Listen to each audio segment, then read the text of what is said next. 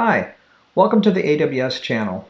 I'm Jeff Bodie, and I'm going to walk you through deploying and utilizing a Greengrass component that I feel doesn't get enough love, the LogManager component. When your devices are deployed in the field, effective logging can mean the difference between quick troubleshooting and extended downtime. But with limited storage on edge devices and often intermittent connectivity, managing logs presents unique challenges. Consider this scenario. Your IoT application is running on dozens or hundreds of edge devices. Each device generates valuable logs containing operational data, error messages, and debug info. But these devices have limited storage capacity, and if something goes wrong, you might lose access to the very logs you need to diagnose the problem. How do you ensure these critical logs are preserved, easily accessible, and don't overwhelm your device's storage? Enter our hero, AWS IoT Greengrass LogManager. It's a component designed specifically to solve these edge logging challenges. LogManager systematically collects logs from your Greengrass core devices and components, manages local storage efficiently through rotation policies, and seamlessly uploads these logs to CloudWatch, where you can analyze them centrally. In my work with IoT deployments across various environments, I've found that proper log management is often overlooked until it becomes a problem. The LogManager component has been a game changer for maintaining visibility into remote deployments while preserving device resources. In the next 10 minutes, I'll show you exactly how to deploy and configure the LogManager component. You'll learn how to deploy the component with the right permissions, configure both component and system log collection, implement disk space management policies, set up filtering to focus on relevant information, and troubleshoot common issues. By the end of this video, you'll have all the knowledge you need to implement robust log management for your IoT edge devices. Let's start by understanding what the LogManager component is and how it fits into the Greengrass ecosystem.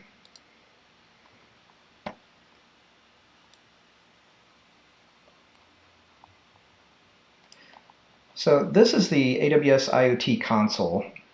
Let me go to an existing deployment I've already set up right here. And we'll go into Revise, which is how you add or remove components from that deployment. Now, the LogManager component lives with the AWS provided public components. So let's turn off this Show Only Selected Components. And there's a huge list there. I'm going to search on log. And there it is. It's actually called aws.greengrass.logmanager. And let's take a look at details for that component here on this tab. You can see that it's currently at version 2.3.10 and that it has a dependency on the nucleus and a specific version of that nucleus. So let's go back to our deployment here that we're revising. I'm going to select LogManager, clear my filters, go back to Show Only Selected Components, and there we can see we have added it to our deployment along with what I already had. Now if we click Next, we're going to be on the Configure Component screen, and we do want to do some configuring with LogManager. So let's go into that. And I've already got some JSON prepared for this, which I'm going to paste in here as an example.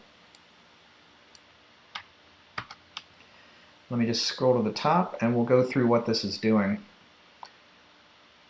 Now this top section is defining how to handle system logs, and it's enabling uploading to CloudWatch. Setting a minimum level to log. You have debug, info, warn, and error available, by the way. And it's setting a disk space limit for the system logs. In this example, after 10 meg, Greengrass will delete the oldest system log files.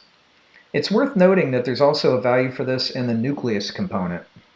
Greengrass will use the smallest of the two values to determine the max total system log size. Oh, and that delete log file after cloud upload is a handy parameter if you want to just keep the logs cleared off the device and only store them in CloudWatch. This next section below that, let's just scroll down. This is how you define handling log files for your components you have deployed. I'm defining just one component here, but you could easily add more if you wanted. I specified a log file path here, but the value I have here is actually the default, so I didn't really need to. just showing the parameter. Ditto on the log file regex below that. This is an example of using that regex, but if your component prints to standard out and standard error, you don't need to use this. Just showing it as an example. And the other parameters here are basically the same ones we looked at under system logs config, although I'm using a different disk space limit. I want to touch on these last two values here.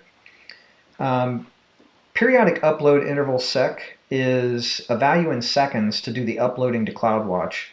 The default is every 5 minutes, but here I've set it to 10 seconds because maybe I'm looking to reduce the wait time and don't mind the extra overhead of checking more often.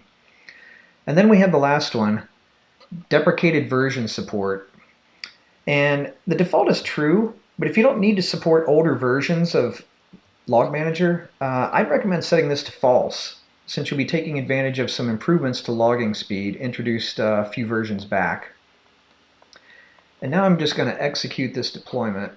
Let me scroll down, confirm.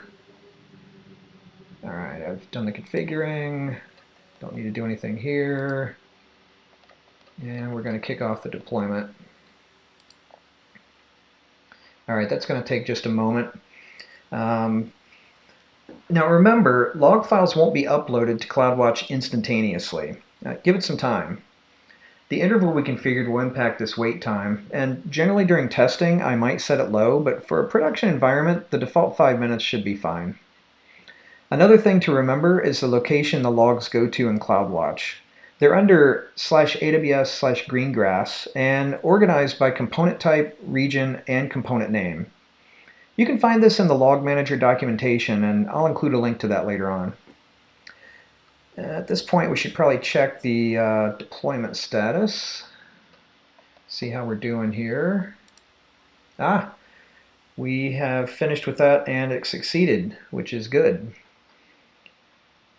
All right, now that we've got this deployment completed, I just want to show you some practical use for those logs, and also go over some troubleshooting.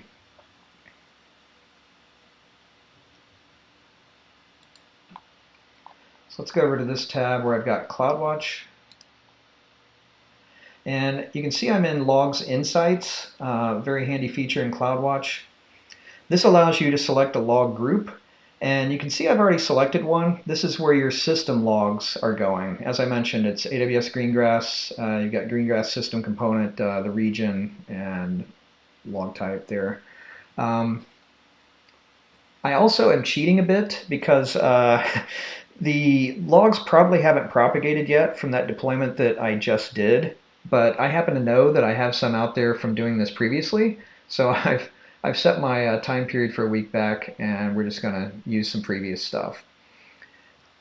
Now, I do have a sample query here that I'm going to be using, and the sample query would be pulling out all the messages with error in them, so kind of a good way to find error messages across all your system logs. So we're just going to run that. And if we scroll down here, it did find one record. It's an info, not the best example. It had error in the text that query found. I think I've done my job too well here. I don't have any problems in my system logs. I have to work on that. But you can see this is a good example of writing a query and pulling information from those CloudWatch logs that you've imported from your devices. You can generate much more complex queries to correlate events or track specific patterns across your entire fleet, something that would be very difficult with logs scattered across individual devices. And finally, some troubleshooting tips. If the component deploys, but you're not seeing your logs appear here in CloudWatch, I'd check a couple things. First, make sure your Greengrass role has the right permissions to write to CloudWatch. You can find this information in the LogManager component documentation, and I'll have a link to that shortly. Second, verify there aren't any network or security rules in place that may be blocking your edge device from communicating with CloudWatch. And if you check those and they look fine, check LogManager's own log on the device. The default location is Greengrass v2 logs aws.greengrass.logmanager.log. This may have some useful tracks. And if you're seeing throttling exception errors, CloudWatch is limiting your API calls. Now, this can happen when you have lots of devices uploading simultaneously with short intervals. To fix this, you can try increasing that periodic upload interval sec value to something higher. Lastly, if your devices are running out of disk space, check if disk space limit values are appropriate for your hardware. Remember, each component and system log config has its own separate limit, and they add up. Now, I want to cover some best practices. 3 best practices I'd recommend for production environments. Start with higher log levels like error or warn. Only enable info or debug temporarily when needed. Also, set appropriate disk space limits, as I just mentioned, and base this on your device's capacity and the criticality of the logs. And last but not least, configure CloudWatch Logs retention periods to balance the amount you're keeping with cost. With these practical tips in mind, you're ready to manage logs across your entire fleet. As we wrap up, I encourage you to take your log manager knowledge to the next level.